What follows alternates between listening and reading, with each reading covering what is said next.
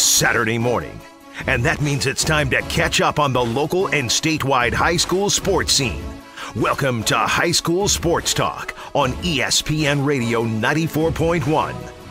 Now, here are your hosts, Matt Hatfield and Coach Ed Young. Good Saturday morning to you on the 10th of November. Glad you are tuned in to another edition of High School Sports Talk presented by VirginiaPreps.com exclusively each and every Saturday morning from 10 a.m. to noon right here on ESPN Radio 94.1. Your sports connection, whether it's high school, college, or pro, we have it right here on ESPN Radio 94.1. Streaming live on ESPN Radio 941.com and each and every Saturday on VirginiaPreps.com where you can catch the replay. I am Matt Hatfield. On the other side of the glass, we have Alex Brooks today, our producer-engineer. And as a song once said, I think it was an animated movie, Alex, I'm not sure. I'll channel my inner bad singing voice as my co-host will immediately tell me, no, stop doing that. Somewhere out there beneath the pale moonlight, or maybe he's beneath the sunlight or somewhere. We bring in the Coach Ed Young. Are you out there, Coach Ed Young? We thought he was. Oh my goodness, he's there. There he is. Is that Coach Ed Young? That has to be the worst opening we've ever come up with. No, we've had worse. You just weren't here for him. Okay, but you trying to what was that? Something from Disney World or something? I think it was a Disney movie. Was that what was that? I don't Five, know. wasn't it? I think it was Five, wasn't it? You've been one of them Disney animated movies. I don't know. I've watched too many of those the last 2.5 weeks with kids, and I'm under the weather playing hurt today, as I think you are too. I'm starting to catch something, but I tell you what, it better be gone quick. I got no time for under the weather type stuff. Just like I got no time for some of these no driving, blankety blank people out here. But I ain't gonna let it bother me. It's a beautiful day. It is a beautiful day. It's the football playoffs have started. There's been a few major upsets, a few minor upsets. So I'm just waiting to listen to all that. Yeah, you didn't catch the flu bug or whatever we want to call this from me because you haven't been around me lately. But we'll start right there and we'll fire up the scoreboard from last night. People want to hear what happened in the first round of high school football playoff action. So let's get to it here as Class 6, Class 5, Class 4, Class 3, Class 2, and Class 1. We are going to be, by the end of the day, Ed, down to 48 second-round matchups, semifinal matchups in high school football across the state in the Virginia High School League, and I got a little trivia nugget for you later on the show. But where do you want to start? As I beat you by one game regular season, and we had one disagreement last night. Just one out of 17 local matchups in high school football. Did you know that? Just one disagreement between you and me. So we were tied.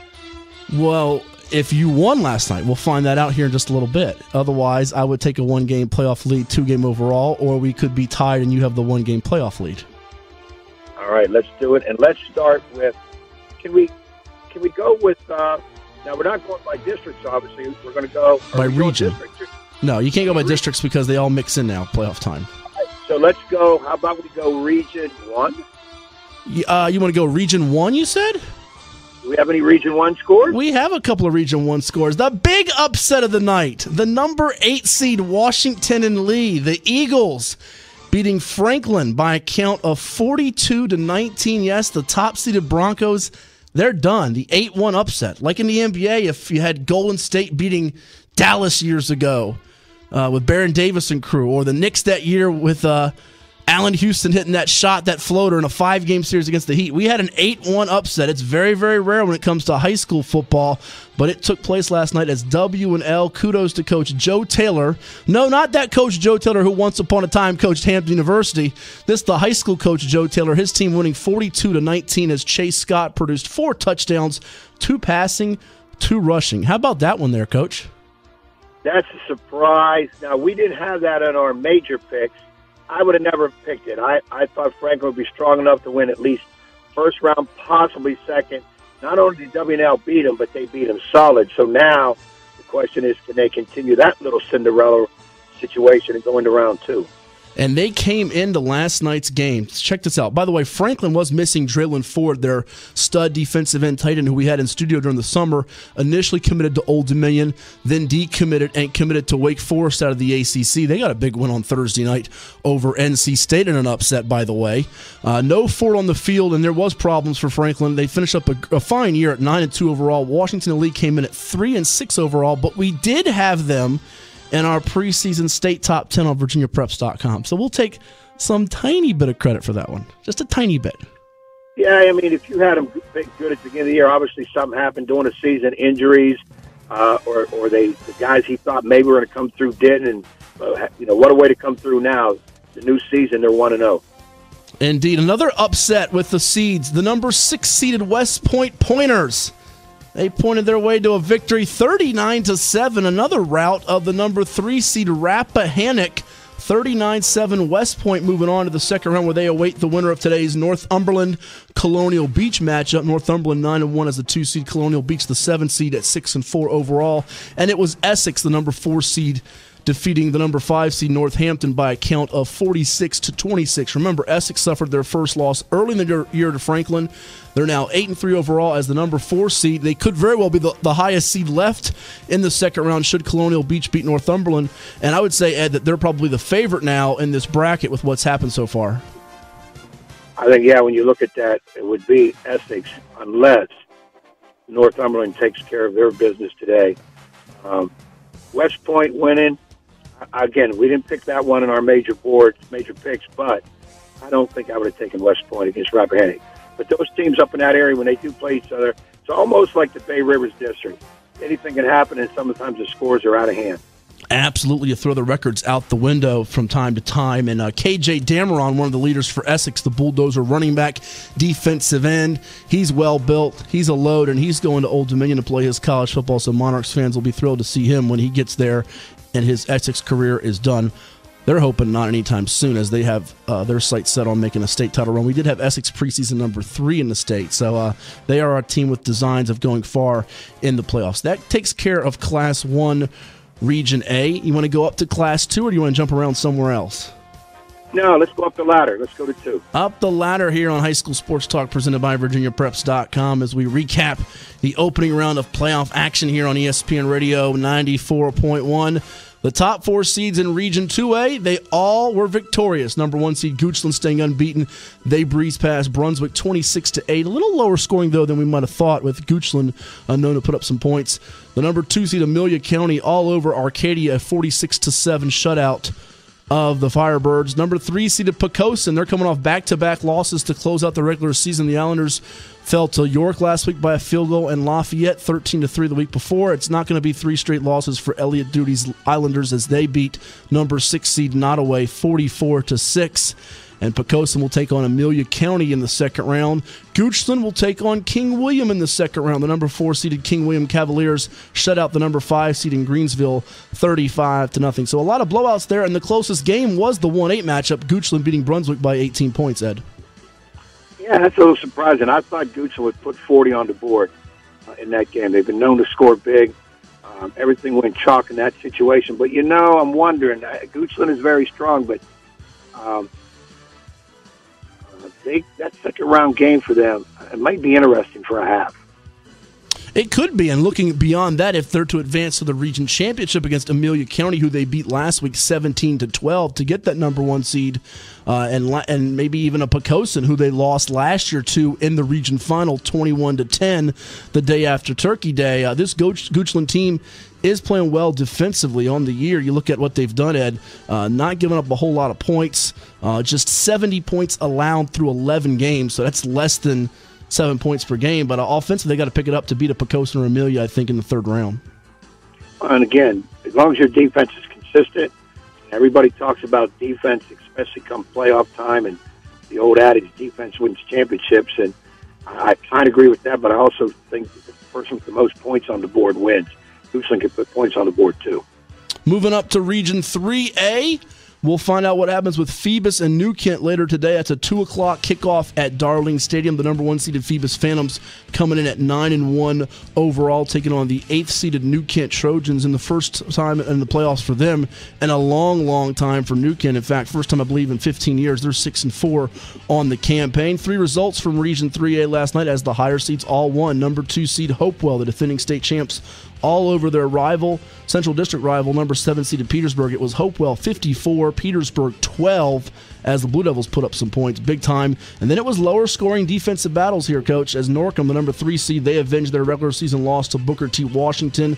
They blanked the 6 seeded Bookers 14-0 in Portsmouth last night. Key interceptions late by Kassan, Dixon, and Torres Jones to preserve the victory. And number 4 seeded York, Coach Doug Pereira's Falcons, a winner 17-14 over Parkview of South Hill, the number 5 seed, second straight year that York beats Parkview in the playoffs. And you look at York now, winning close games. They have now won 4 games by 7 points or less this year. Now that speaks a lot of it, too, because they're not going to be frazzled when they get into a close game, which some teams in the playoffs can't. I'm still a big believer that when you've been in the playoff situation before, it's an advantage other than a team that hasn't been there. You know how to prep for it. You know what to expect. You don't get overly crazy, too hyped. You don't get too low. And I think that's a lot. And I think Doug's team for York, I think that's going to bode them well. Now, their matchup next week will be with who again? Well, they're going to get the winner of Phoebus Warhill. I think if we project ahead, it would probably be Phoebus next Saturday at Darling Stadium. But I got to feel like they think they can hang in that game. Now it's going to be a matter of, we mentioned about offense with Goochland. Does York have enough offensively in terms of versatility to move the ball and say a Phoebus defense? You know, they did a good job against Poquoson last week. Lafayette was a different animal for them, but you wonder with that Phoebus defense, especially that defensive line, it's going to be a tall task. Well, that's going to be the whole trouble in 3 because I'm strong feeling that Phoebus is good enough to win a state title. So what about Hopewell, though? They won the states last year, and they're in their bracket, though. Yeah, they are. But I'm just, maybe it's because I'm being biased because of 7-5-17, and Hopewell is extremely good. But I got a lot of eyes on Phoebus, and I think, again, York playing those close games, Phoebus won't make it a close game. Well, last year it was Phoebus losing a tight one, 7-6 in the semifinals. The Phantoms certainly have revenge on their minds with Hopewell. But then again, Norcom's saying, what about us, Matt? We might be the team that can mess that whole party up of a Hopewell-Phoebus rematch. They did beat Hopewell last year in the regular season, lost to them this year in the regular season opener, but it was a low-scoring close game. Hopewell tacked on a touchdown late to beat Norcom 13-0. So that could be a grudge match next week up in Richmond between Hopewell and Norcom. I agree, and I tell you, I think you had the interesting stat that when that Booker T. Norcom matchup, Booker T. had a really, really good year, but when they were putting, over 28 points on the board, they never lose, but when it was, under 20, 25 or whatever, they couldn't get a victory. That was kind of interesting. And when you play Norcom, you're going to have a tough time finding the end zone. I can dig it. You read the predictions there on VirginiaPreps.com. I love it. You're right. That stat again, Booker T, when giving up 30-plus, 0-4 this year, 6-0 and with the 28 allowed or less. So having trouble there when that point total gets high there. As we move along now to Region 4A, and we got one game today. It's the 4-5 toss-up matchup, if you will. Warhill, the number 4-seeded Lions at Warner Stadium, playing host to the number 5-seeded Heritage Hurricanes, and that's a rematch from back in August as Warhill won that one 34-16 over Heritage on August 24th as Noah Holmes had 8 quarterback sacks for the Lions in that game. Whoever wins that will get the top-seeded Lafayette Rams. Andy Lynn's Rams, they were rumbling last night past the Churchland Truckers, the 8th seed, 56-12, as Lafayette was just smothering defensively and punishing offensively with that ground attack. They stay unbeaten 10-0 on the season. The number 2 seed Lake Taylor Titans 63-21 over the Smithfield Packers. The number 7 seed avenging last year's first-round playoff exit at the hands of Smithfield at the Slaughterhouse. A couple of first-half interceptions from Javon Harvey on defense, and the offense was clicking behind the 2 sophomores, Jeff Foster at quarterback and Malik Newton at running back. And then the upset, Ed. You wanted to pick it, so did I. We didn't have the guts to do it, and we'll hear from Coach Scottie Littles of the Bulldogs at around 10:45 this morning. His Kings Fork team, a winner over the number 3 seed Deep Creek Hornets, 18-7. Remember, they lost just a couple weeks ago to Deep Creek in a close one, 12-10 on a field goal at the end. But Leo Wethington, and you've heard that Wethington name before, 145 yards rushing and a touchdown on 28 carries as Kings Fork gained 260 yards in the second half. I hesitated on that one. I went back and forth. I really wanted to pick Kings Fork. Typed it in as such, changed it. You know, they had the tough one with Deep Creek, but it was a field goal late to beat them. It wasn't they were handled the whole game. And they have enough personnel in there, and I thought Deep Creek was just playing a little bit better than Kings Fork, so that's why I went with them. But obviously, Kings Fork proved us all wrong. And their defense has been pretty strong and consistent for most of the year, only giving up more than 24 points in 2 games, which was to Indian River when they scored 41 and Oscar Smith last week, who put up 49 on the board on them. But you know what? Kings Fork showing some balance. Mark Dyer back at quarterback. He missed a few games due to injury, 159 yards passing in the second half. And give kudos to Scottie Littles and his staff. They were able to get them to regroup from a 4-game losing streak to end the regular season. You don't see that too often, a team losing 4 straight to then go into the playoffs and win. We did have it last year, though. A team won a state title in Hopewell, having lost their last 3 regular season games. So I would be absolutely stunned if they had that kind of run. But, you know, you can't count Kings Fork out, as that sets up an interesting second-round matchup with the Bulldogs and Lake Taylor and Norfolk next week. Yeah, I'll tell you what. How about making statements? Lafayette and Lake Taylor putting those points on the board. And they're 2 teams that real stingy on their defense. So we talked about them clashing, and I don't see anything stopping that. I mentioned last time the 7-5-7 at 6 with Will Driscoll, Ed, that the matchup I would love to see most in a region championship would be Lake Taylor and Lafayette. And that's nothing against Kings Fork or anybody else that could get there, because they would be certainly qualified and deserving if they're to beat a Lafayette or Lake Taylor to get there. But we've been wanting that matchup, never gotten it before. We've had some other region championship matchups, and Lake Taylor Lafayette would be a big-time showdown the day after Thanksgiving. But Kings Fork, a team that could stand in the way, and the winner of War Hill Heritage Day could also stand in the way of that potential showdown. Moving on to Class 5 Region A and then Class 6 Region A, and we'll take a break and go to the phones with people waiting, including our pal Keith from Smithfield, as Coach will be toddling up here. In Class 5 Region A, all the top 4 seeds won, and the closest victory was by 24 points. One a little bit deceiving, though. Indian River shutting out the number 8 seed in Norview 44-0. That's the 3rd straight shutout for Glenwood Farabee's Braves. Defense just absolutely dominating right now as Indian River moves to 11-0. First ever 11-0 start in school history. The last time they were unbeaten through the regular season, they lost in the playoffs back in 1996 in the opening round to Norcom. So they their first ever 11-0 start. They'll get Nansemond River in a rematch of last year's semifinals. The Warriors of Nansemond River shutting out the Warriors of Kickotan 39-0. A dominant showing from Justin Conyers' team. Kevin Johnson had a defensive touchdown. I believe he had an offensive touchdown as well. 133 yards rushing and 2 scores on that side of the ball. Rashad Williams with 102 yards rushing and 2 touchdowns. So it's Warriors Braves rematch of last year. Remember, Nansemond River pulled the upset in the second round in Chesapeake on their way to a region title a season ago. And the 2-3 matchup will be awaiting us with Salem and Maury, the number 2 seed Salem Sun Devils, pulling away from Gloucester in what was a tight game early in the fourth quarter. It was Salem 34, number 7 seed Gloucester 10, as the Sun Devils ended up getting a great game from Kalen Black, their junior running back, 243 yards rushing and a touchdown with 20 fourth quarter points to pull away from that 14-10 game early in the fourth period. Salem moving to 9-2, and they'll take on the 10-1 Maury Commodores, victorious over Warwick. 48-14 was Dyree McCain's Maury Commodores, and Maury doing it with another great offensive performance from Alvante Lawton and C.J. Beasley. So Maury-Salem, that's a tantalizing second-round matchup as well, Ed. Yeah, I tell you what, that's some interesting stuff with those 4 teams there. That I don't think you can just sit down and say, well, it's going to be chalk. That's going to be interesting. Now, Indian River, of course, just so strong. But, you know, Nansemond River has the confidence of beating them last year. Yeah, they got the tails whooped this year. I got a strong feeling, a little change of attitude with the Warrior team going in against Indian River now. They know what they're up against. That game, I think the problem was Nansemond River got behind early. And you really can't do that with an Indian River team because their defense gets better and better as the game goes. I think that, you know, Nansemond River, if they can get an early score, they've got weapons. They can run the ball well. I guess the question will be, can they throw a little bit? Can they keep Indian River a little bit off balance? Indian River is one of those teams that they're focused on what you do, and they shut down what you do. Obviously, you're in trouble the whole way through. But I tell you what, Salem-Maury could be a real fun game.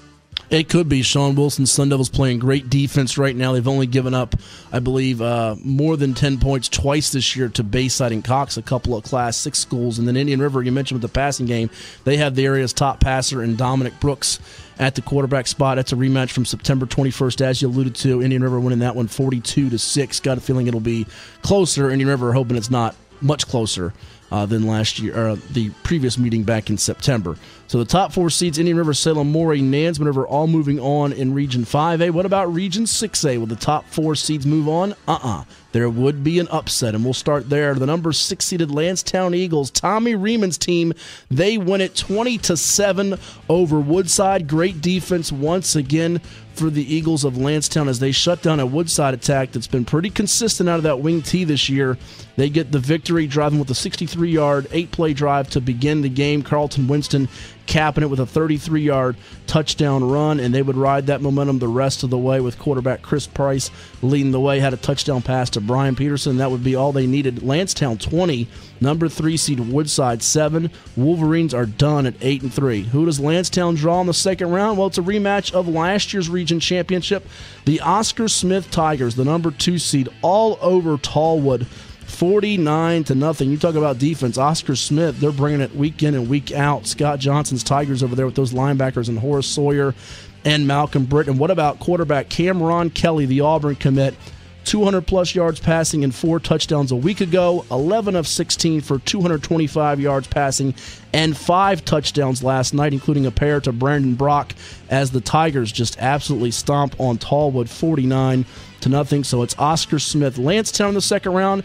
And then on the other side of the bracket, it's Ocean Lakes, the number 1 seed, 34-18 over Kellam. Believe it or not, this was a tight game for a while, Ed, in the first half. In fact, Ocean Lakes was looking at a game that was just 7-3 at the half, scoreless after one period of play, and they pulled away with 21 points over the second and third quarters to pull away from Kellam 34-18. Joe Jones and the Dolphins remain undefeated on the year, 11-0. And then the one game we disagreed on, we saved it for last, Cox and Bayside. I got baited into taking Bayside, not knowing if Tavion Robinson would play. In fact, he didn't begin the game, the first 2 series, as Bayside jumped out to a 9-0 lead, then 36 unanswered. Tavion Robinson finding the end zone 4 times, sets another school record, single season record for touchdowns. It was 15-9 at the break, though. Bayside completing a pass to Cameron LeBourne. TV highlights will show you it was a touchdown, but referees rule them down at the 1. 2 sneaks are stuffed, so Cox goes to the break up 15-9, and they would use that momentum into the second half. The number 4-seeded Cox Falcons 43, the number 5-seeded Bayside Marlins 27. So 43-27, Cox a winner. That sets up Oscar Smith Lansdowne and Cox Ocean Lakes, a rematch from earlier this season when Ocean Lakes beat Bill Stachelski's Falcons by a count of 31-14 on September 24th. And we'll hear from Coach Stack later on in the show. Interesting. That's the other game I really wanted to pick was Lansdowne beating Woodside. Waffled through it, stayed with Woodside, and now Tommy Riemann will be mad at me for another year. Oscar Smith, I didn't see him losing to Tallwood. So that sets up that matchup. Ocean Lakes, I know is stumble against Kellam, but there's no way I thought they would lose to him. Cox Base. Who did I pick in that game? You took Cox. I took Bayside. Yeah, that's the one disagreement. And I was looking good early, 9-0. And in fact, Bayside had a chance there, as I mentioned, to tie it at the break or take the lead. But officials say no touchdown for LeBourne there at the break, and it was all Cox in the second half. As Mr. Robinson, he was just rolling. It was his neighborhood last night. Well, I'll tell you what. When he plays, it doesn't matter what neighborhood he plays in. He really affects the game. One of the very few players. Remember from way past years, Ronald Curry, Allen Iverson when he played football, and of course there's a lot of guys here lately. Just when they step on that field, things change, and Robinson's one of those guys. Cox Ocean Lakes. I got a feeling Cox is going to hold Ocean Lakes down. I don't think Ocean Lakes going to put 31 on. I don't know if they can bring them down totally, but I don't think Ocean Lake's going to score 30 points on Cox.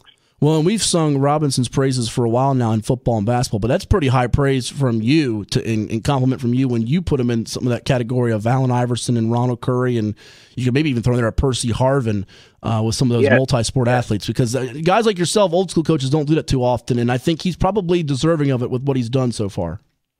He just changed the outcome, and he does it in basketball. Yeah, we saw that up close last year, that when he was on the court, that team's a little different. I'm not saying they're horrible without him. When you have a stud like that, it makes everybody better. And the mark of a great player is, I don't care what sport it is, when he can make his teammates better and affect the outcome of a game. And right now, Tavion does it. Yeah, all you need to know is they were down 9-0 with him not on the field. Then he comes in the field against a dangerous Bayside team, 36 unanswered, and that was pretty much the game there as Cox plays Ocean Lakes next week. Oscar Smith sees Lancetown at Beard DeLong Easley Field. More to do here on High School Sports Talk, presented by VirginiaPreps.com. Give us a call at 757-687-9494. We'll go to the phones when we come back from break and go over some more scores around the state right here. Don't go anywhere. It's ESPN Radio 94.1. Recapping another busy week of prep sports, it's High School Sports Talk on ESPN Radio 94.1. Back here on High School Sports Talk with the coach Ed Young. I am Matt Hatfield, Alex Brooks on the other side of the glass. Before we go to the phones and fire up the scoreboard with some state action, two quick things out of the way. I misspoke earlier. Brandon Brock had 3 touchdown catches for Oscar Smith last night on 3 catches for 87 yards. Cam Kelly with 5 touchdowns through the air.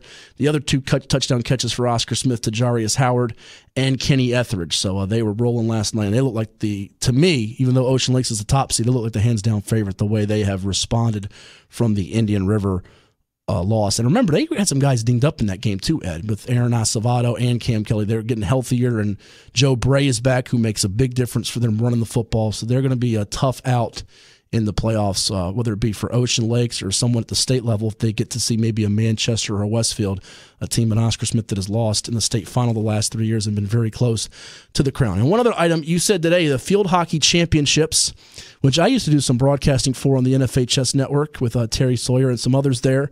It's Cox and First Colonial today. And tell people where that game is. Cox and First Colonial.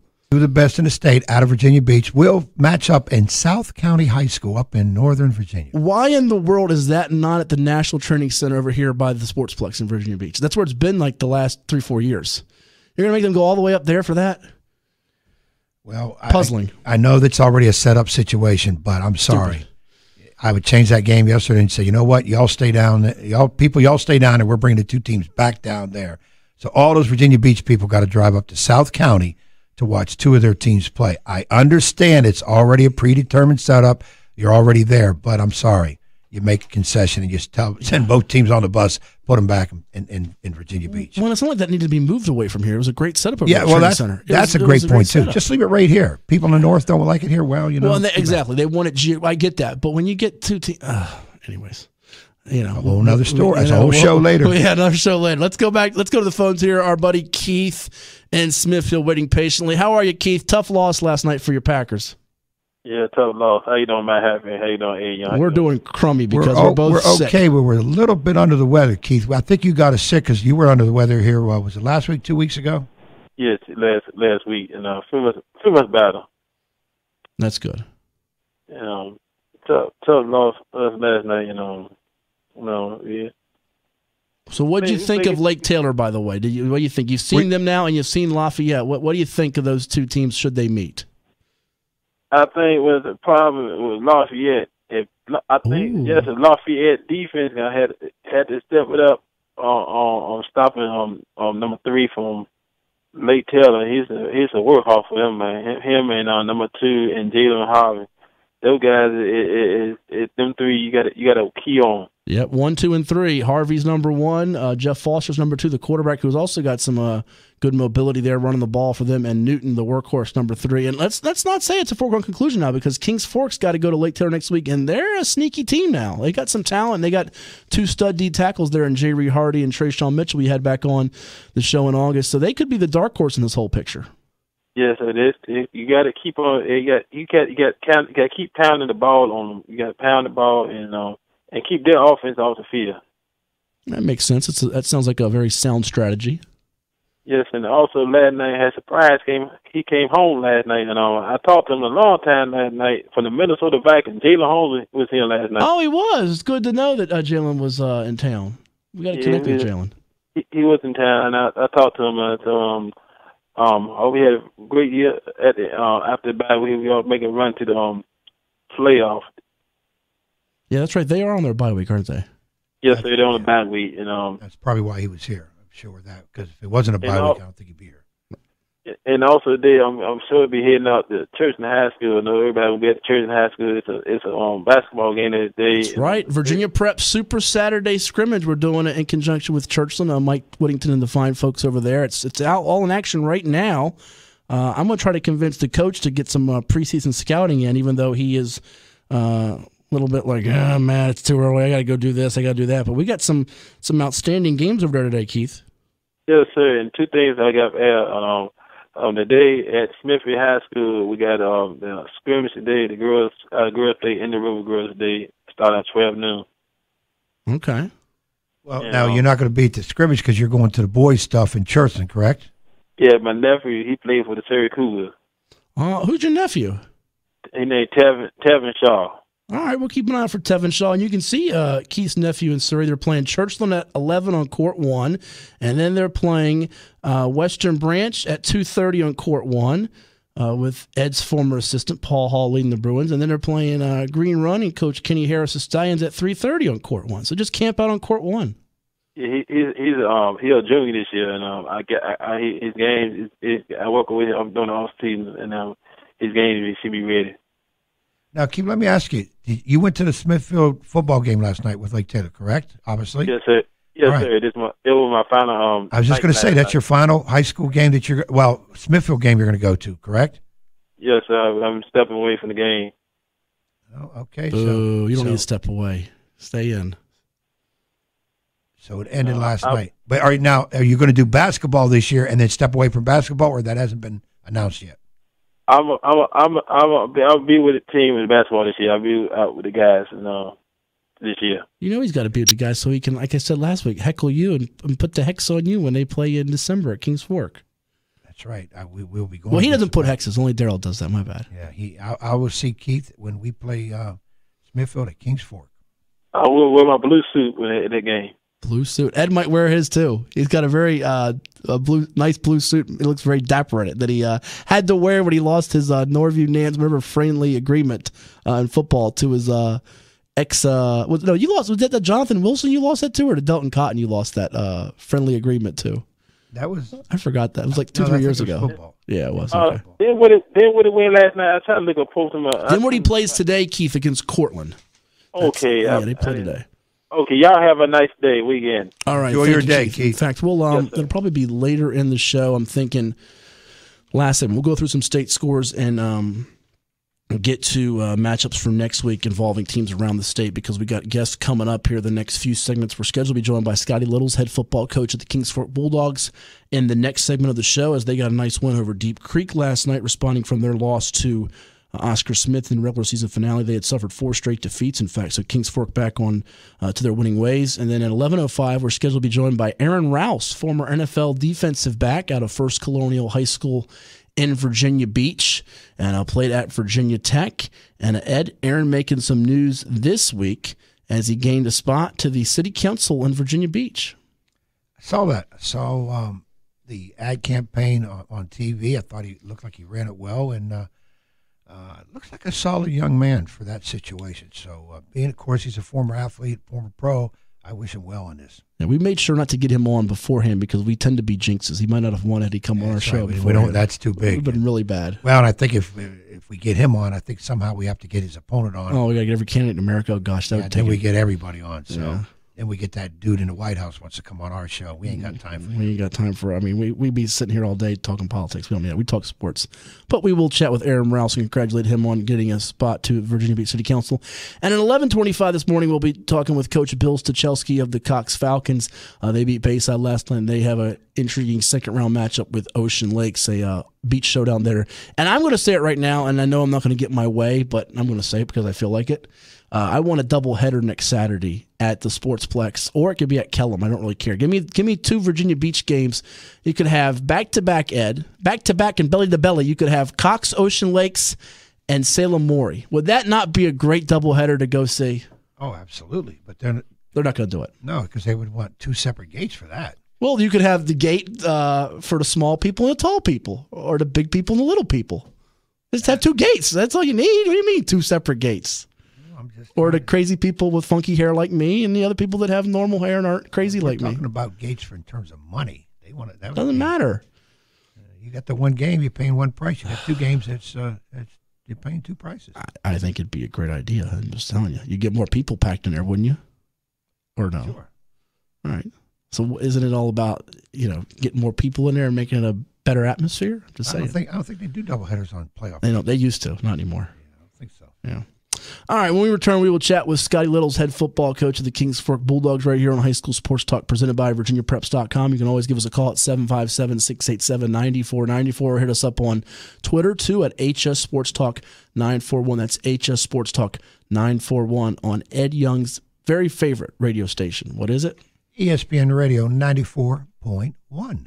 Back here on the program, it is High School Sports Talk, presented by VirginiaPreps.com on this Saturday, the 10th of November on ESPN Radio 94.1 with the coach, Ed Young. I am Matt Hatfield. A lot to do this morning. We'll be chatting with Bill Stachelski of the Cox Falcons later on the show, as well as Aaron Rouse from Virginia Beach City Councilman, who played at First Colonial High in Virginia Beach and also at Virginia Tech before going on to the NFL with the Green Bay Packers as well as the New York Giants. But right now, Ed, on the line, we have a special guest. His team a winner last night in the Class 4 Region A playoffs, 18-7 on the road in Chesapeake over the Deep Creek Hornets to move to 6-5 overall. They'll be visiting Lake Taylor next week. We say good morning and congrats to our pal, Coach Scottie Littles. Coach, how you doing out there? I imagine you feel a lot better after that win last night. Yeah, absolutely. Thanks for having me on. It was good to get back on the right side of things and find a way to win a game against a really good, athletic and physical Deep Creek team. One of the things I noted last night in my Hats Hits, my 5 takeaways from high school football around the state, was that the Southeastern District defenses, they brought it last night across the region. Not only your defense, led by those 2 stud D tackles in Jay Reed Hardy and Trayshawn Mitchell we had in studio back in August, but Nansman River, Oscar Smith, Indian River, all 4 of you combined to give up just 7 points. You guys get the 7 points to a district foe in Deep Creek. So while last year you shared the district title, had a great season, got the 1 seed, this year, speak on just getting through the injuries, the changes, and now having a target on your back, being sort of the hunted as opposed to the hunter. Yeah, absolutely. I mean, and just to kind of speak on the Southeastern District, it's a tough league. We beat up on each other every week. We did deal with some injuries at the quarterback position, on defense and whatnot. But we found a way to learn from our mistakes. Going 5-5 is not what we expect. Is not what we want to do. But at the end of the day, that's football. It doesn't always go the way you want it to go, and you got to find a way to continue to get better. And we did that. Had a new mindset going into the off season, just like last year. Into the playoffs, just like last year. Going 9-1, it didn't matter. It matters what you do in November, and that's kind of our mindset right now with our kids, and we're excited to continue to play. Opening playoff win. The thing I'm interested in is you lose a close game to Deep Creek. I guess a field goal in the last second. You do so many things right. What was your mindset knowing that you had to play them? After that game has happened, you had to play them, and it was a close game. Was anything changing in your mind or anything particularly emphasized that maybe didn't emphasize before? Yeah, I think, our message to the kids was, we know it's hard to beat a good team twice. We feel like we are a good team when we play the game that we know we can play. We had a lot of penalties and mistakes against them the first time we played them that put them in a lot of good field position situations and whatnot. So, we just had to eliminate the mistakes, which we did last night. Quarterback had to play a little better, which he did last night. And we found a way to win the game, and we're excited to continue to play. Because a lot of times when you get in a playoff situation, teams that have beaten somebody that they have to play in the regular season, they got to play them in the playoffs. There might be a tendency to not be as focused, which can lead, I guess, in football to the penalties. Your timing's messed up, little lackadaisical play because you kind of, you know how kids are, kind of figuring in the back of their mind, we got this and we move on to the second one. Of course, us as coaches, we've really got to defend against that well. And people, they'll ask me a lot of times, you get in the playoffs, do you change anything? Do you add anything? Your mindset as you get, in the playoffs totally, and it doesn't matter who you're playing. What is your emphasis to your team? I think it's just, trying to play our best football. You always add things here and there to try to win the game or put you in a position to win the game or to stop what they're doing. But we just want to play our best football and kind of get the guys going that we need to get going. And we did a good job of that last night with, Leo having a big night and Bobby showing up and Mark playing better. We know our defense is going to give us a chance, but it's kind of like you said, we just want to continue to do the little things really well and find ways to win games when it matters. Chatting with Scottie Littles. He's the head football coach of the Kings Fork Bulldogs here on ESPN Radio 94.1 High School Sports Talk presented by VirginiaPreps.com. Last year, winning part of the Southeastern District, getting the number 1 seed, losing to Lafayette in the region final. This year, they don't go in with that 1 seed. They're the number 6 seed, and they rally from down 7-0 early to Deep Creek to score 18 unanswered, scoring on 3 of their first 4 possessions in the second half and forcing 6 turnovers. Yes, 6 turnovers with that defense. How crucial was it to get that field goal before the half to get your guys a little bit of confidence and belief instead of being down 7-0, get a little point on the board and knowing you guys could get the offense going in the second half? Absolutely. It was huge. I should have kicked the field goal when we had in the first quarter when we had our first possession, but I thought we could get it. And Leo made an amazing run right before halftime, breaking like 2 or 3 tackles and then breaking a longer run. So it was huge. It was confidence. It was momentum. And then we just kind of knew we just had to start chipping at that lead because the first time we played them, like Ed said, we lost 12-10. So, we knew if we could just keep chipping away at that lead and find a way to make plays in the second half, we'd have a chance to win the game. And, like I said, we know we haven't played our best football throughout the year, and none of that really matters. What matters is how we play moving forward, and our kids are really excited about continuing to play. 6 takeaways with that defense. Any type of game, whether it's regular season or playoffs, you get 6 takeaways, you're probably going to win the football game. Who in particular shined last night for your defense? Quayshawn had an interception, but I really think it came down to, the front 7. We all know what Jay Reed and Trayshawn can do, and they had a heck of a game stopping the run. Corey Foster had a great game on both sides of the ball. But it was kind of a collective unit, a group unit. A lot of people doing their jobs, just playing unselfish football, and but I think that defensive line, people know when you play us, you're going to have to account for our defensive line. So they lead us, they carry us, and we're going to have to have a big one this week because Lake Taylor's a really good football team, and they run a really good offensive system that can give you some trouble. So, hey Scottie, as you get in here in the second round of playoffs, you mentioned Lake Taylor. Is there a player or two, and I know sometimes we don't want to highlight just 1 or 2 players, but somebody that's kind of like in the background most of the year, early in the year, maybe you yourself didn't expect a whole lot out of him, but he's really come through and maybe not getting the press headlines that maybe some of your other key guys are, but any player 2 or 3 that comes to your mind? Yeah, we got a bunch of guys like that. I think, 2 that would stick out in my head would be Elijah Askew, plays linebacker for us, is a junior, 6'2", 240-pound kid who, is kind of, I know that front 7 and Devin and all them get the love, but he's really a good player for us as top 3 in our team in tackles and has really become somewhat of a leader in the way he plays the game. And then on the offensive line, I don't think they get enough love. We've struggled at times, but I think Jordan Chambliss and Devon Orr, our left tackle and our left guard, they really lead us up front, and that paved off last night as we went for 140 yards rushing. But Devon Orr, who's a junior, is going to be a really good player moving forward, and Jordan Chambliss, who's a senior.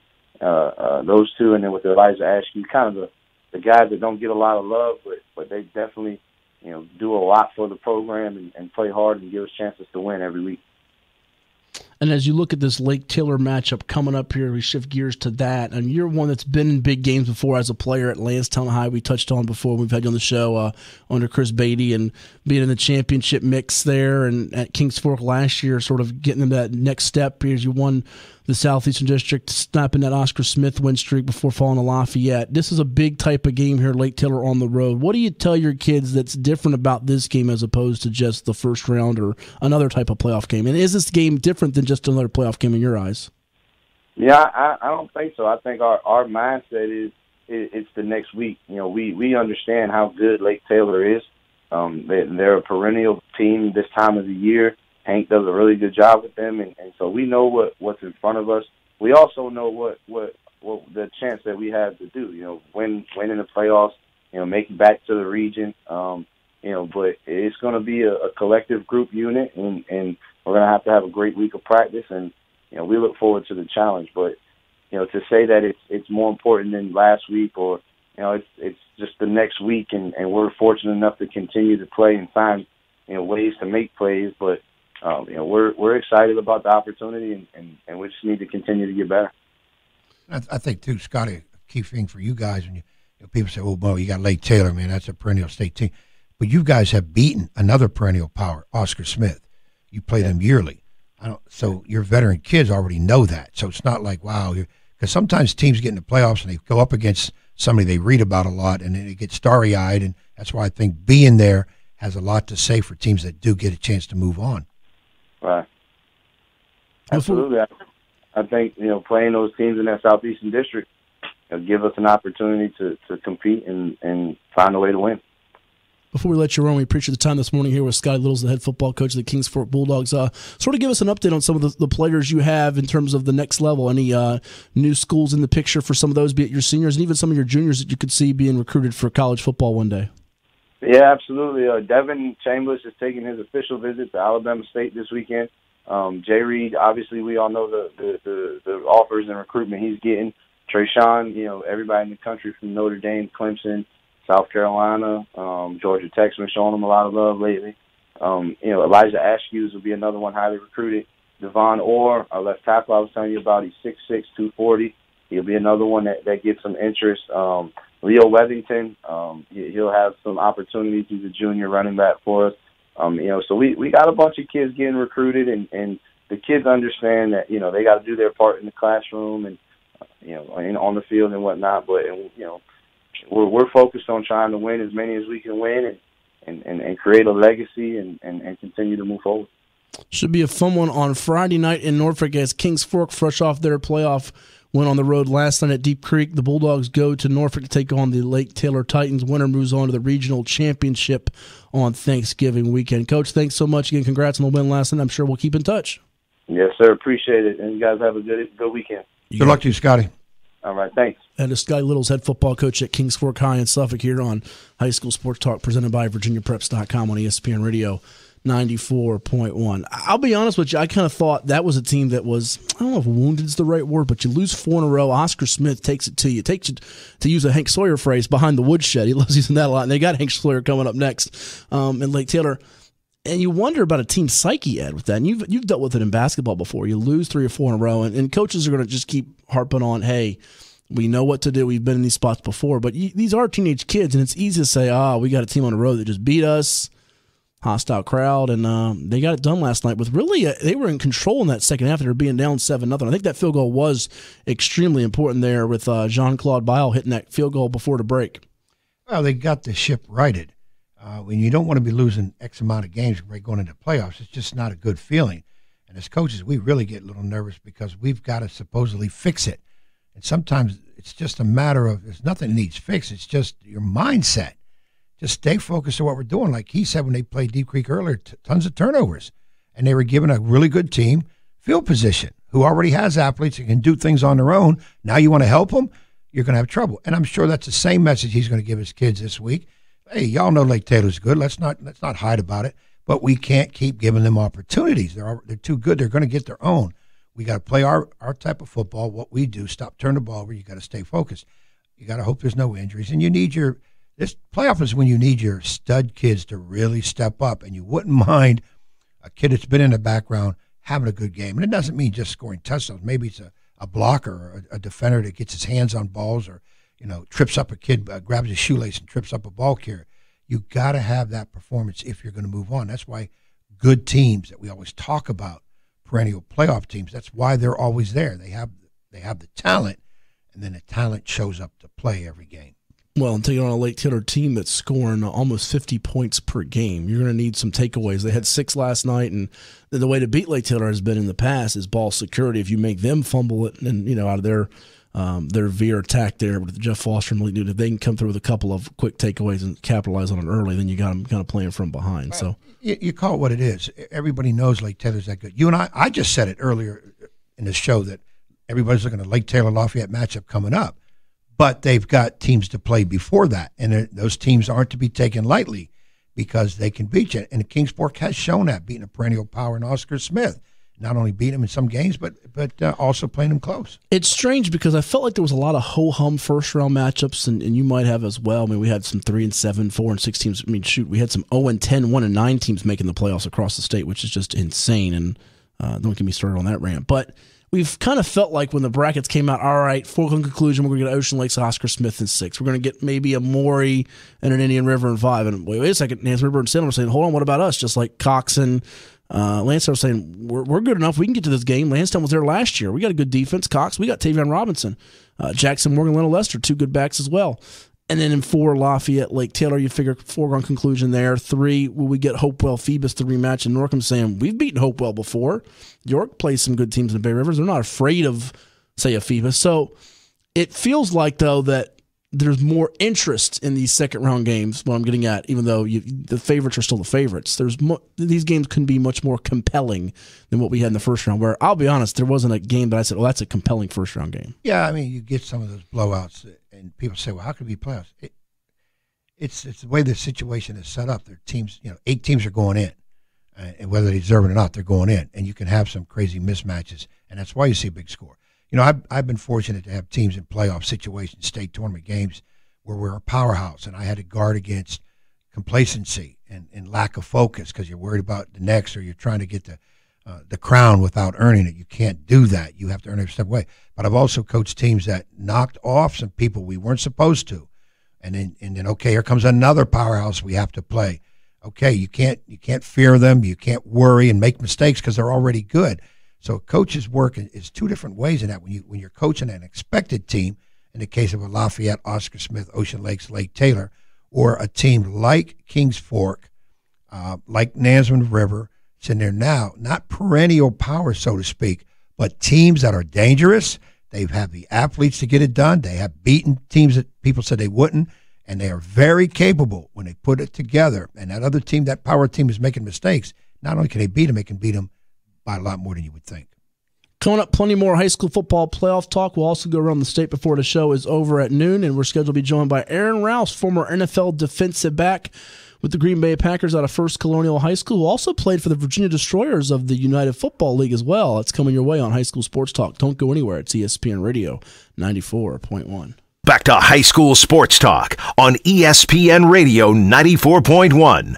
Presented by VirginiaPreps.com. Here's Matt Hatfield and Coach Ed Young.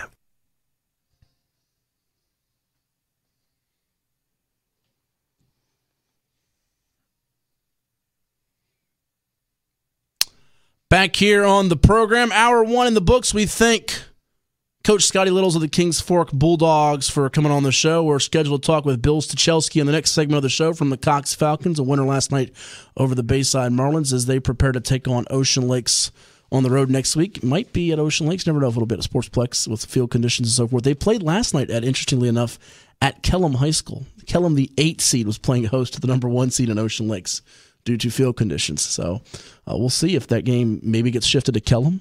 Maybe they'll take up my doubleheader idea. That'd be good. Yeah, I like it.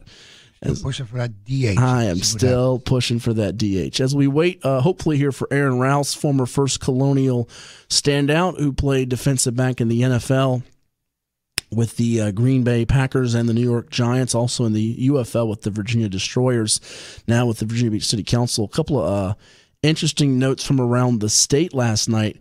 in high school football. The 3-time defending state champion Salem Spartans out of Class 4 took the L last night. They are done at Jefferson Forest, beating them 35-33. So there will be a new state champion in Class 4 for the first time since 2014. That year, it was Lake Taylor beating Salem in the state final. So Salem's been in the state championship game 4 straight years. This year, they will not make it. They lose to Jefferson Forest in the first round.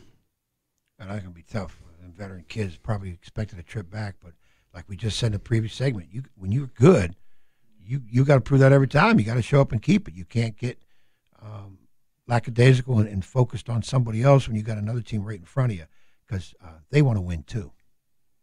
Well, let's fire up the scoreboard as we're still efforting in and around. Let's go through some other scores from around the state last night, as our man Alex Brooks is wearing his Flying Flukos, the Fluvanna shirt in there. As you see, Fluvanna, they took an L, didn't they? They lost? I believe they did. Yeah, they lost to Brookville 16-6. They are done.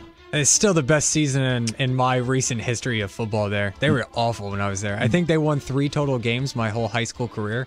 Well, it's funny. They did finish 6-5, had a really resurgent good year, and a couple of our message board posters on VirginiaPreps.com were talking about that. This was one of their better seasons in a long time for Coach Michael Morris and your Flukos there, Alex. And you're right. Best season since, goodness, 2001, 7-3. You were back like in a cradle back then, right? 2001, you go back 17 years, best year. So Hey, when Fluvanna loses, is it a fluke? Oh, look what he's trying to do there. Play on words. It's a fluke. I just wondered. Yeah. I tell you what was no fluke last night. I'm telling you, Washington Lee is good. But let's start off in Division 6 across the state here, because whoever comes out of Region A, which we have left, Ocean Lakes, Cox, Lancetown, and Oscar Smith, the region champion, the last team standing when the dust settles, will take on the region champ out of Region B. And you have left Colonial Forge, the number 1 seed, at 10-0. They had a bye. They'll take on Franklin County, the number 4 seed, who shut out Clover Hill last night 14-0. Other side of the bracket, it's number 3 seed Thomasdale and number 2 seed Manchester. You know, I've been on Manchester all year long, Ed. They blanked James River last night 49-0. And they'll take on Thomasdale, who's no slouch. They shut out Cosby last night 7-0. But I look at Manchester, and though they lost to Colonial Forge last year, and though Colonial Forge is very good, and it is not a foregone conclusion, I look at Manchester having outscored opponents 652-46, and I say, who's beating them? And the only teams that even come to mind, and I think and this is even including Colonial Forge, I'd say is Oscar Smith. If that defense is playing like it is right now, they've got a chance. And Westfield, who's won 3 consecutive state titles, longest winning streak in the state, they certainly have a chance. Correct me if I'm wrong. Has Manchester had any game where they had less than 40 points scored? Their lowest output on the board. Great question. Wow. 47 points against Midlothian. That's their lowest of the year. Yeah, 47-3. And most teams, that's by far their best. That was their worst scoring output. Now, there's other things to the game. I get that. And not everybody on their schedule is a playoff team. I get that. But they're in the playoffs. They're still doing what they're doing. You're going to have to be very good. And, of course, a lot of game plan, a lot of scheme. People are going to have to see. Football people always change the tape, so somebody's going to have something against them. Well, while we're talking about Richmond, we might as well move to Class 5 Region B, because, say, if Indian River, Nansemond River, Salem, or Maury gets through, they're going to see the team out of Region 5B. And we figure that team is going to be Highland Springs, who is the equivalent or maybe better than Manchester. We talked about it last week with Keith on the show. Richmond Times did a story on Highland Springs' JV, how dominant they are. They've outscored opponents this year 544-39. 544-39. That's just absolutely crazy. Dude, that's 2 kinds of crazy. 2 kinds of crazy. As our buddy Jay would say, their lowest output of the year is 33, but here's the crazy thing. They've only let one team score more than 8 points on. That was Verina last week, 33-12, and they never felt threatened. And of those 12 points, one of them was a defensive touchdown. So literally their defense has pretty much only given up all year maybe, 4 touchdowns, if that? Yeah, maybe 3-4 touchdowns. That's a machine. That's like the Phoebus 08 defense. Remember that Phoebus 08 defense? Bill D, the late great Bill D's defense, had all 11 guys go play college football. That's what's going to probably happen here with Highland Springs. All 11 guys will probably play college football. I wouldn't doubt that in the least. So they won last night, by the way. Highland Springs, as they took care of business easily over Deep Run, 42-0. They'll take on the number 5 seed Glen Allen, who beat Atlee 34-14. Henrico and Verona, they had a fight before the half. Quarterback Jalen Jones, who was committed to Florida for Henrico, was ejected. So I think he would be unavailable, if I understand by the rules, when they play LC Bird. Henrico beating Verona 28-13, and LC Bird getting past Douglas Freeman with no trouble, 49-14. So Bird Henrico, which has always been a great basketball game, going to meet in the second round in football, and I think the winner there gets Highland Springs. It doesn't matter. No disrespect. The teams that go through, they're all going to be sacrificial lambs for Highland Springs until maybe the state semifinal round. You know, we're supposed to be as impartial as possible behind these mics and exude confidence for everybody. But I want to tell you what, when you go play Highland Springs, you cannot turn the ball over. You cannot make mental mistakes. And you better execute what you're supposed to do, because they are going to. Well, I hope your man Justin Conyers and the Warriors fans and parents, great people out there at Nansford, aren't listening to this, but boy, wouldn't that be a phenomenal game to see Saturday, December 1st? We'd have to be there to broadcast Highland Springs at Indian River. Would that not be a classic confrontation there in Chesapeake? That place would be filled to the gills for those two squaring off. Could very well be the best matchup we could see in the playoffs until the state finals rounds. And it could. And in defense for those other teams, you mentioned Nansford River. Let's not forget Nansford River played Highland Springs last year, and it was a close ball game for a bit. It was for a half. A lot more than what Highland Springs was used to. So, but once they got moving, And Maury puts points on the board also. And Salem is just sneaky clean. But sneaky clean? Sneaky clean. I've not heard that expression, sneaky clean. Ed's sneaky dirty, by the way. But No, I'm sneaky clean. No, you're sneaky dirty. I know you too well. But I just think that on the paper, that's where they don't play the games, but that's where we talk all the time. It's heading for, it looks like, an Indian River Highland Springs matchup. But there are games to be played. There are games to be played. And you made a good point, though, a valid one, that Highland Springs has been a little slow starting in a couple of big spots. I think it's a little bit of, I wouldn't say overconfidence, but just a matter of they're bored. Well, boredom is part of it, but secondly, they're so comfortable with their defense being great that they look at it like, you know what? We can just lean on our defense and be fine there. So, by the way, speaking of Indian River, volleyball's in the state semifinals on Tuesday, Indian River Deep Run. So the Braves could have a couple of teams, volleyball and football, in fall sports here, making championship pushes here in Class 5. Let's move to Class 4 because, again, whoever comes out of the local bracket with Lafayette, Kings Fork, Lake Taylor, and the winner of War Hill Heritage today gets Region 4B. And Louisa, the number 1 seed, 36-3 over the 8 seed Huguenot. Number 4 seed Eastern View all over Midlothian, 40-3. Eastern View's a 4 seed and they're 11-0. That's an absolute crime. That's amazing. And I got more than that in a second. You got Dinwiddie, the 3 seed, and Cortland, the 6 seed today, as I mentioned to Keith earlier on the show, and the number 2 seed Monacan at 9-2. The number 2 seed at 9-2. Eastern View's 11-0, the 4 seed. Don't get me started. Power rating system. Monacan a winner over Powhatan, 26-6. So I think we'll get, like last year, we had all 4 of those teams 11-0.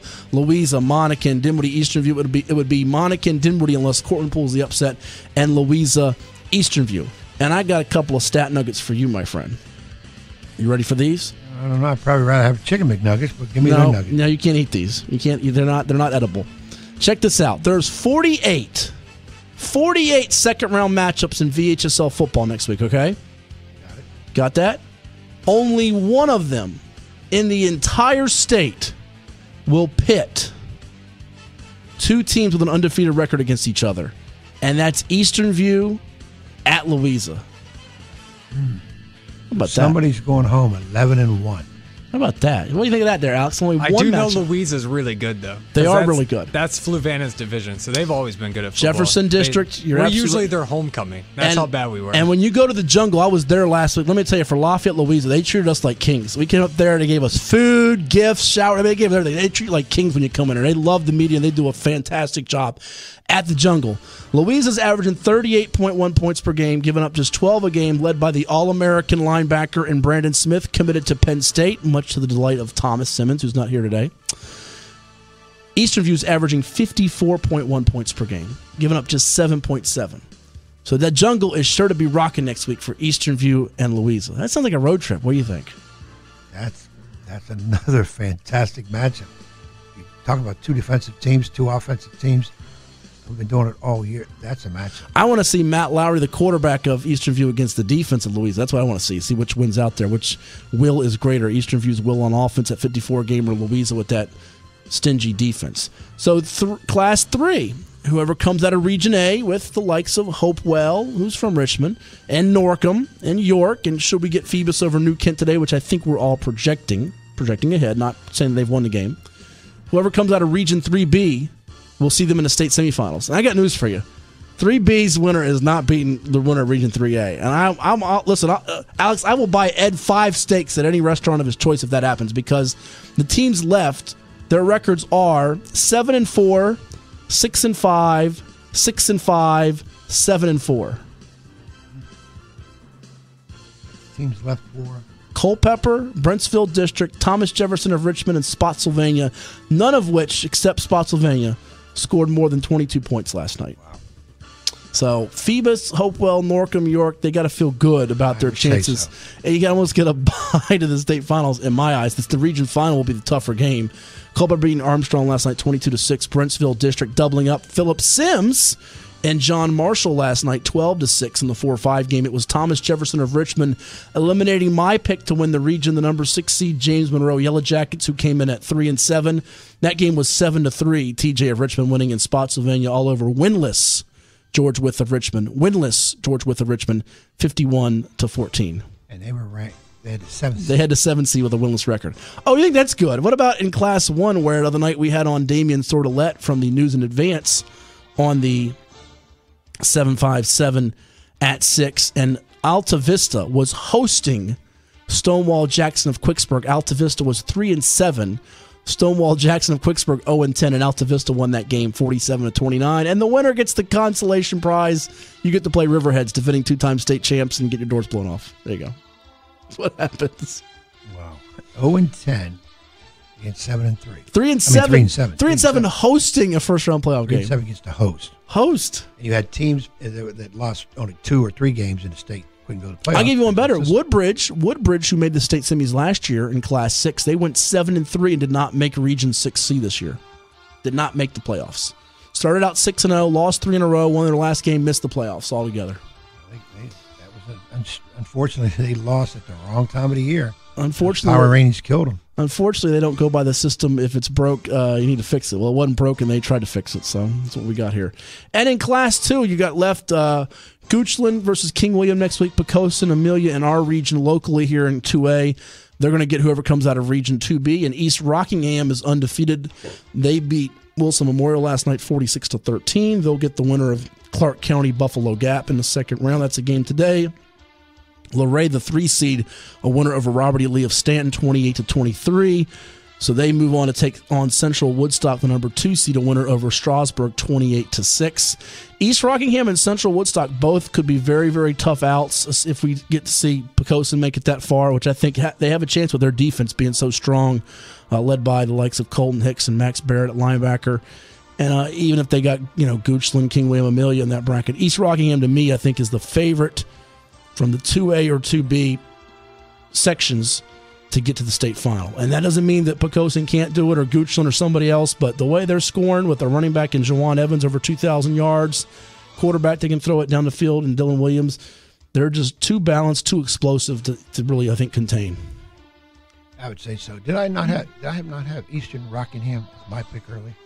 You had them going well, but doing well. I think you picked Goochland to win Class 2 way back in August, which is not a bad pick. They're undefeated, and their defense is playing strong. I got to stay with them. Their offense has got to step it up, though, to beat an East Rockingham. So there you go. And look at that. My man Will Garlick already volunteering. I like that, Will. If he's listening, can cover the Louisa game next week. He wants the free food. I know what you want, Will. And Will, if you want to do that game, by all means, we'd love to have you cover that game. That's going to be a tremendous game, Louisa and Eastern View.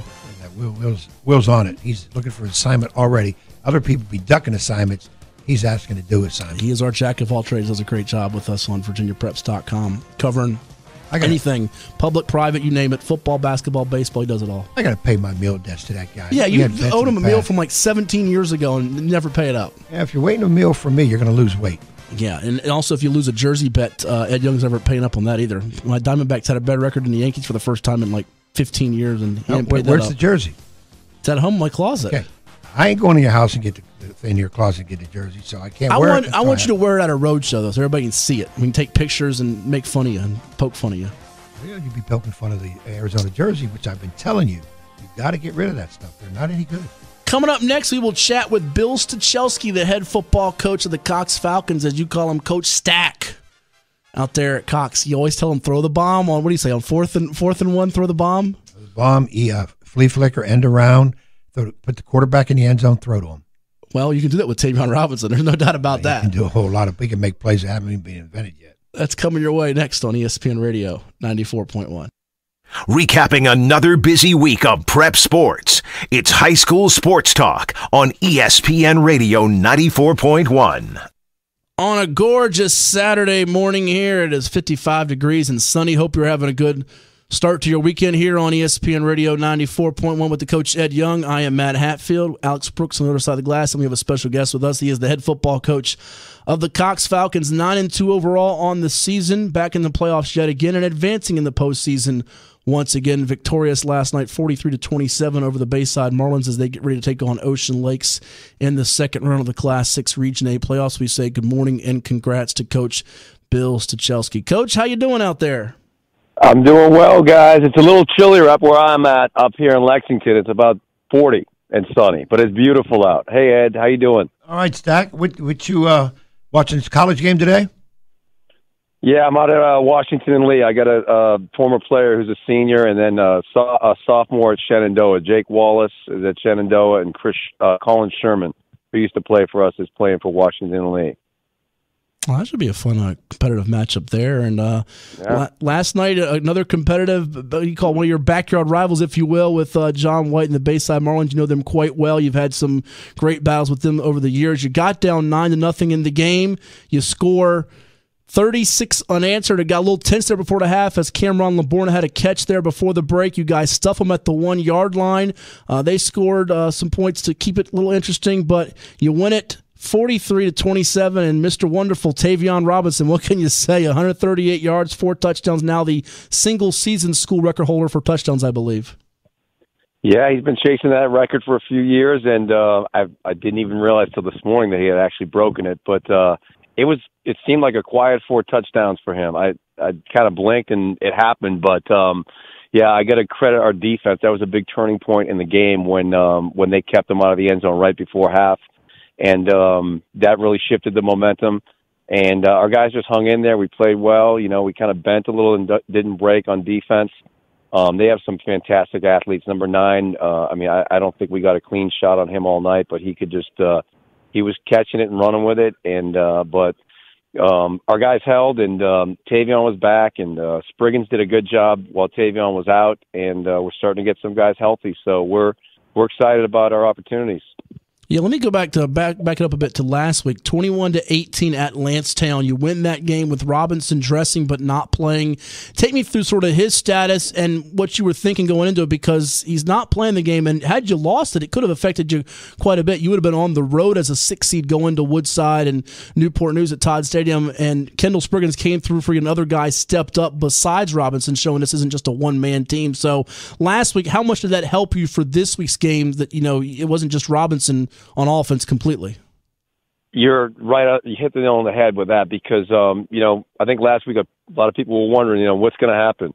And I have to credit Kendall and my coaching staff for getting him ready, and Kendall for just having a great attitude to step up when we needed him. After a rough performance that he had in the Salem game in the bad weather the week before with some muff snaps and whatnot, he put that in his rear view, and he worked hard. And he acted like a leader, and the team got behind him. And I don't think there was really, Tavion said he would possibly play last week, but I think we all knew that he was going to sit the game out. So we weren't really worried about the repercussions as far as the home and away game. I mean, we can travel well, but it was nice to see the team come together and rally around Kendall. And I think that just brought us a little bit closer together. And then to, start the game with Kendall last night, and then I knew Tavion was chomping at the bit to get in, and we put him in the second series. And, things started clicking like he never left. So it worked out good the entire scenario worked out real well for us.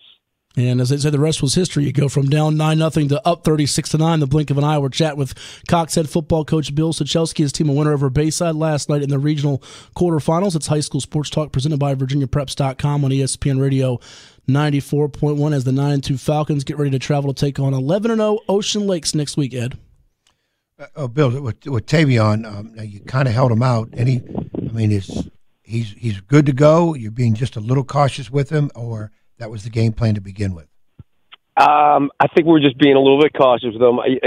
For me, as a coach, I'm always yielding to what the athletes want. If they want to sit out, they sit out. If they want to play, they play. Of course, I eagerly encourage them to play, but I could tell just by seeing Tavion in practice this week that he was kind of itching to get in and itching to get back. And when he got cleared on Thursday, I believe, or Wednesday, he came up to me and said, "Well, am I starting or what? What's going on?" He didn't really care either way, but I just knew he had that kind of hunger to get back in the game. So we made the decision to start Spriggan since he got most of the reps. But Tavion, I wouldn't say he's 100%, but he's just got a desire to get in the game and want to win and help his team out. So it worked out, like I said, as best it could have. I wish he had never gotten hurt in the first place, but thankfully it's not too serious of an injury and it shouldn't hang him up. And we hopefully will be firing on all cylinders this week because we get one of our outside backers who got hurt in the first Colonial game, Ethan Snare. He'll be back. Colin Lyons had dinged up his shoulder again. He's our middle linebacker. He sat out last week's game as well. A lot of people didn't realize that, but we started a freshman at middle linebacker against Lansdowne. Oh, wow. So that was another bonus. And just it's been an evolution as every season is in high school football, but it's starting to look good as far as getting injured guys back. Now, Bill, tell me a little bit about this Jackson Morgan, 102 yards. I understand from previous knowledge, he's the son of T.J. Morgan, correct, former outstanding player in himself, high school days at Kempsville, and one of your current assistants. Let's talk about Jackson. Yeah, well, T.J. was a state player of the year, I believe, back in, I want to say, probably early 80s. And he's a heck of a football coach. He's been coaching our running backs and slots for the last, I'd say, almost 10 years, or as long as I've been there. And Jackson is just he came in as a freshman, and he was a sizable kid. His TJ he owns a gym. He's a chiropractor by trade, but they lift a lot of weights, and Jackson's the strongest kid on our team. And we put him at D tackle as a sophomore. He didn't really touch the ball too much on offense, but we just realized with our offense, if we could get him running downhill, he could take some guys with him. And he kind of came into his own last year as a junior. And this year he's just he's a little bit bigger. He's a little bit faster, and it's just nice to be able to turn around and hand the ball to him, especially with so many teams keying on Tavion. Now, Ocean Lakes, I will tell you, did a really good job of neutralizing both of them last time we met. So that's going to be our job, is to figure out, how to play that chess match with what they're trying to do to our guys. Well, see, the reason I'm saying that is I was going to have to get on you today, being that you won. I thought you would take it better. Because the first thing I asked Matt was, give me the stats for a Cox game. I want to see that Bill threw the ball 30 times. No, Bayside did. But Bayside did. Bayside definitely did, yeah. But when I see the stats, this is why I don't coach football. I shut my mouth quick. Your running game was tremendous. Those youngsters took care of business. You even had a couple guys that only carried the ball one time, and they broke off 18, 19 yards on their own. Yeah. So I'll shut my mouth, but I hope the flea flicker end around. Stats. I didn't even think we passed the ball. We might have. Well, you did. Well, I guess you would call maybe it passing 7 times. Yeah, looking at the unofficial box score from last night, it looks like what'd you say? 4 completions for 17 yards. That's not to Ed's liking, Coach. But then again, no. Well, if you watch the film and see how many drops we had, Ed, you'd understand why we run the ball so much. There you go, and I can understand it. But just make sure flea flicker, end around, quarterback catch in the end zone is still in the playbook. It always is. You know that. And Good. you know Ocean Lakes is listening, so don't give away our secrets. Well, Joe's going to do the same thing, too, because I told Joe he's got to put that stuff in there. It ain't smash mouth football like he played at Tech all the time. He got to throw the ball once in a while. Well, they got a pretty good quarterback that does it pretty well.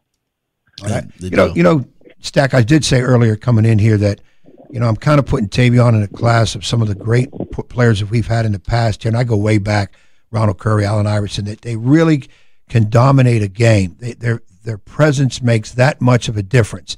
Tavion's not a power guy. I don't even think he has the notoriety of a Curry or Iverson type, but he is so important, what he does, and defensively. And he plays special teams. All right, yep. And this is a kid that I always say, I'm a basketball coach. People say, well, Coach, what's the mark of a great player? Is he a big scorer? Is he a great defender? I said, no. He uplifts all his teammates. He makes his teammates better, and he does a lot of different things. I'm putting Tavion in that same class. Am I crazy? And then I know you got other kids. I know you got other kids. Yeah, well, you saw it from a basketball perspective last year in the playoffs and what he did with that team. I mean, they had good players on that team, but Tavion, he was clutch when he needed to be.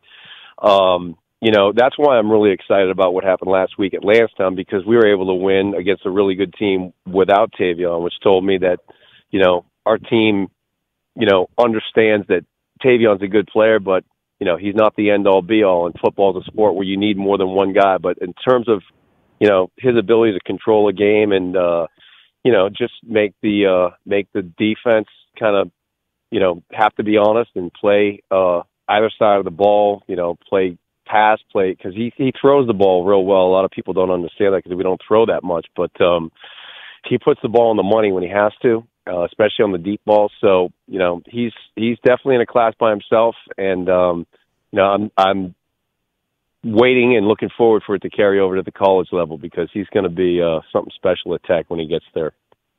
Couple more minutes here with Bill Stachelski, head football coach of the Cox Falcons on High School Sports Talk, presented by VirginiaPreps.com on ESPN Radio 94.1. The Falcons pound out 327 yards on the ground as they defeat Bayside last night, 43-27, in preparation for their second-round matchup against undefeated Ocean Lakes. And, Coach, I'm always curious, on a serious note, the Beach sends 6 of the schools in the 8-team bracket to the postseason here in Region 6A with you guys as well as Ocean Lakes and Lansdowne and Bayside and Kellum and Tallwood, and you see all these teams throughout the year and how you guys have changed from when you played Bayside last time and how they've changed, and now how Ocean Lakes has changed since you've seen them last. They've had some injuries, obviously Jake Lowe going down, they're throwing the ball more with Xander Jedlick. Your take on what you tell the guys in terms of the film, because obviously what you see on film is going to help you in scheming and putting in a game plan, but there's going to be some different things and wrinkles thrown in, and some guys may play, may not play. Yeah, I'm not sure of their injury. I know about Jake Lowe, but I'm not sure about anyone else they might have who is either healthy or not. But, I talk to our guys about what we do. We watch a lot of film, especially our defensive coordinators. They are going to, break it down. And Ocean Lakes is a tough team to stop. But, throughout the week of practice, I try and get our guys focused on what we do and making sure that they understand who the other team's best players are. And clearly, quarterback, number one, they got a good running back, even though Jake isn't playing. And their defense is always terrific. They always play us tough. So, our job is not only to stop their offense, but we got to figure out a way to get the ball in the end zone because we didn't do a very good job of it last time we played them. I think we had a punt return, and then we scored one other time in the 30. It was like 31-13 or 31-14 defeat. So, that's our job. We got to figure that out. And I think we're up to the task. Well, correct me if I'm wrong. If you're able to get the win, it would be your first appearance in the region championship game as a school in football? Yeah. This school has never had 10 wins, so there's a lot on the line for us. We've talked about it for years. We've been there before, and we've lost to Ocean Lakes, as a matter of fact, in the second round. I want to say twice. 2014 or 2015, but we've never had that second playoff win. We've never had a 10-win season. We've never got to the region championship. So there's a lot of stuff for us to be excited about and to play for and to work hard for this week. Yep, indeed. It was 2015, actually, you guys lost to them. But the Cox Falcons taking on Ocean Lakes on the road coming up on Friday as Ocean Lakes comes in at 11-0, Cox at 9-2 overall. Both teams having great seasons in the Beach District. Should be a fun one. Coach, we appreciate the time this morning. Enjoy the rest of your weekend, and best of luck Friday, and we'll be chatting soon. Thanks, guys. I appreciate having me on. Have a great weekend. Good luck to you, Bill. All right, bye-bye. Coach Bill Stachelski with us this morning on High School Sports Talk, presented by VirginiaPreps.com. An intriguing game here. Ed is two excellent staffs there with Coach Stack's group, and then obviously Joe Jones at Ocean Lakes and his defensive coordinator Chris Ramey and offensive coordinator Matt Lim dialing up some things there with the Dolphins. And as you break it down too, and I'm looking at the Lansdowne Oscar Smith game as well. People are going to think Oscar Smith's just going to roll past them because they did it last year in the region championship. I look at Lansdowne, and this is a great little nugget for you here. No, you can't eat this nugget either. They've lost 4 games, none by more than 6 points. They lost to Kellum 14-12, Salem 13-7, Ocean Lakes 10-6, Cox 21-18. So every time Lansdowne has come up short, it's been tight. And they've been low-scoring games, so they've got Defense, to be able to yeah. put points on the board. Excuse me.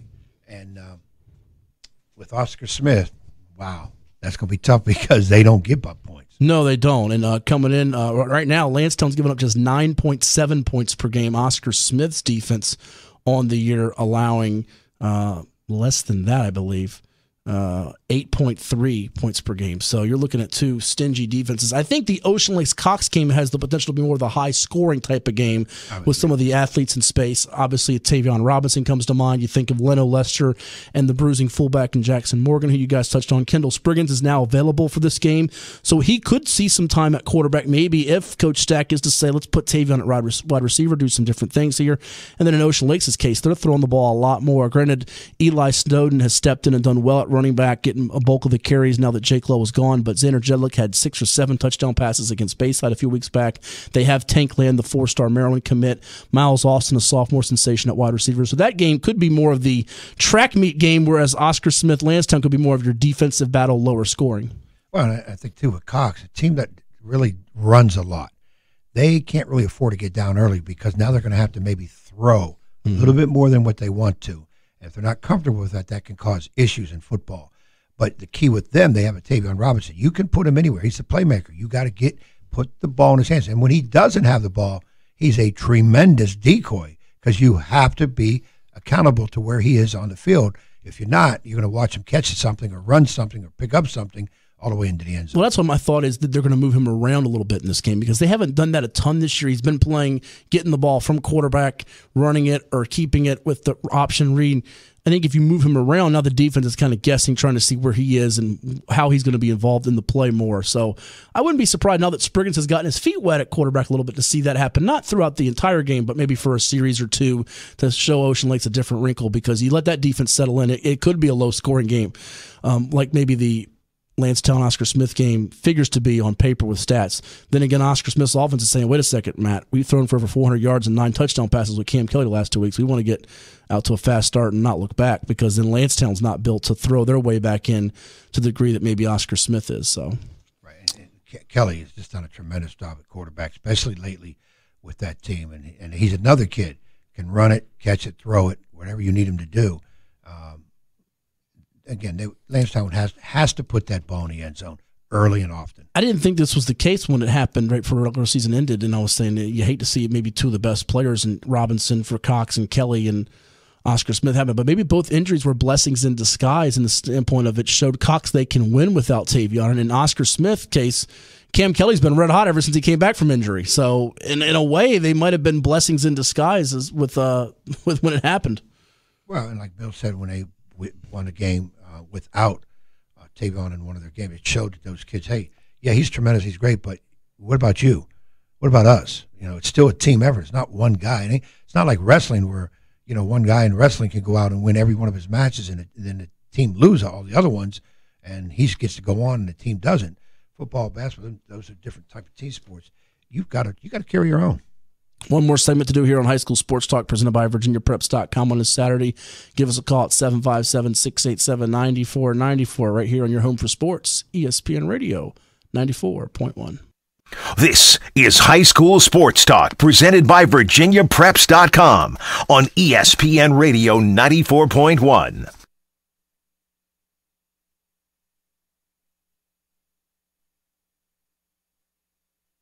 Back here on the program, this final segment on this Saturday on High School Sports Talk, presented by VirginiaPreps.com on ESPN Radio 94.1. As we look ahead to some upcoming playoff matchups. Playoffs? See if I can put your feet to the fire on. There's Jim Mora. There you go. It's amazing. Jim Mora coached how many years in the league? The Colts, Saints. It's all he's remembered for. That's all he's remembered for. Nobody, remembers that he coached Peyton Manning or he coached the Saints, which had a really good underrated defense during his time there. All they remember from him is that soundbite. As a coach yourself, though it's a high school basketball coach, are you okay with that if you were remembered for one thing? Like you've won, you're coming up on 500 games, aren't you? Victories. You're getting close. You're a few years. Well, it depends. It could be if you keep having results in the last few years, but you're not too far off from that milestone. You've won a state title, though it was back in the 80s, and you've been around. You've done radio, TV. Are you comfortable if you're remembered for one thing like that, or would that bother you? I wouldn't let stuff like that bother me because I'm more in tune to what I've accomplished. As some people say, the whole picture when you step back. My thing in coaching, my big thing is it's a passion for me, and I want to be known as somebody that put heart and soul into it, help the kids get better, not just on the courts, but obviously proverbial off the court, classroom, and later on in life, and maybe that they learn some things from what I got on them about, so that they would help make them more successful elsewhere. That's kind of where I really want to get. I remember Coach Ratteau. I remember him he always throw up like the Y in YMCA when you did something wrong. He wouldn't say anything. He'd just stand there with his hands above his head, like, what's going on? Ref would call a bad call, hands above his head. He'd always just have his hands above his head at all times. Ed's got some famous little, I got one from you a game a couple of years ago against Gloucester where you got the hands up like you're saying or something. The coaches do that. The expressions that they have are priceless sometimes. Well, being the good Catholic kid that I am, a lot Catholic of people kid said that you are. Okay, they see me pray a lot on the side. Wrong. Yeah, it's wrong. They see me with my hands folded together like I'm praying that to the referees and begging and that. Again, I do get a little excited. I'm more calm nowadays than I've ever been. Oh, okay. Back in the day, I was a little bit more rowdy. Sometimes you got to help referees. Sometimes they're just not giving their best. So I got to help them get in the right position. Sometimes I got to remind them, hey, buddy, page 3, Article 7, Rule 5. You got to know it. If you don't know it, then why are you refereeing? It's not about the money. Not about the money. So I got to help them a little bit. Okay. But no, I mean, I want to be known, like I said, in terms of coaching. Being able to help these kids do some things. You win games, that's tremendous. That's the bottom line. I always said, as long as the scoreboard is in the gym, I'm trying to be on the winning side every single time. I'm not a 50-50 guy. I want it all my way. Here with the man always lending a helping hand, the coach down on Matt Hatfield. In next week's games, Ocean Lakes Cox, Lanston Oscar Smith. Anything you see keeping us from getting 1 versus 2? I think it's 1 versus 2. I think you're right. That would be Ocean Lakes and Oscar Smith, which would probably be at the Virginia Beach Sportsplex the day after Thanksgiving. In Class 5, Indian River, Nansemond River, Maury, Salem. I know what your heart says, but I'm going to go on the other side. Any way we don't get 1 versus 3, which would be Indian River, Maury, I might be sliding both Salem and Nansemond River, who met in last year's region final in an overtime game that you got to witness. Yeah, of course, I want Nansemond River 100%. Wow, Indian River is just so powerful. But again, they beat them last year. A lot of those kids are back on both squads. They are. They understand what happened earlier this year. Now, if you can correct it, you got to play better because Indian River is not necessarily going to play worse. You're going to have to play better. But I think we're looking at the chalk matchup in that situation. Quick nugget, who's averaging more points per game, Indian River or Maury? Right off the top of my head, I would say Maury. You'd say Maury? And Indian River is at 45.2 points per game. Maury is at 40.8 points per game. You're wrong. I was wrong. I tried to trick you up there. You did. It's good. What's that? And I did. You tricked you up. Lastly, here for Class 4, as we're running out of time, Lafayette gets the winner of War Hill Heritage. Kings Fork at Lake Taylor. I think we got that collision course happening, don't you? I do too. I think Kings Fork can cause some issues with Lake Taylor, but when it's all said and done, I think Lake Taylor, Lafayette. I'm with you here. It's going to be a fun day of college football today. You got a Mississippi State, Bama, Clemson, Boston College. Florida State's going to try to upset Ed's Fighting Irish Notre Dame, even without Take it to the bank. Take it to the Auburn, Georgia, Here's an upset. I think you like this one too. Colorado over Washington State. I think that's going to happen. Colorado started off 4-0, and they've lost 5 straight now, or 5-0 and lost 4 straight. So they're a solid team. Yeah. I was going to pick it, but I'm sticking with Washington. Ohio State, Michigan State. Watch out for Sparty in that one. South Carolina, Florida. We've got all kinds of college football action, including Old Dominion later today against North Texas right here on ESPN Radio 94.1. We thank the coach Bill Stachelski, the Cox Falcons, and the coach Scottie Littles of Kings Fork, as well as Alex Brooks on the other side of the glass, pushing the buttons, turning the knobs. I'm Matt Hatfield. I'm the coach, Ed Young. We'll do it again next Saturday on your home for sports, ESPN Radio 94.1.